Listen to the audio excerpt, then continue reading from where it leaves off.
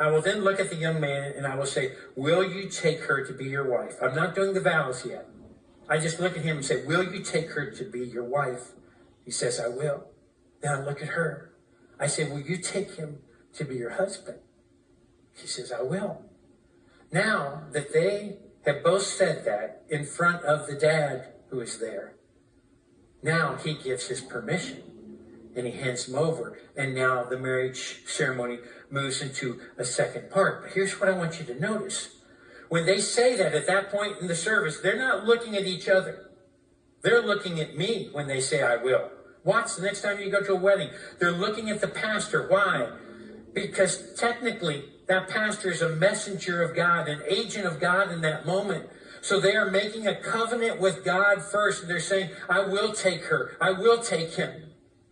And later in their vows, they will be eyeball to eyeball. And they will face one another. Do you realize what's happening? First, it's a covenant with God. And then it's a covenant with one another.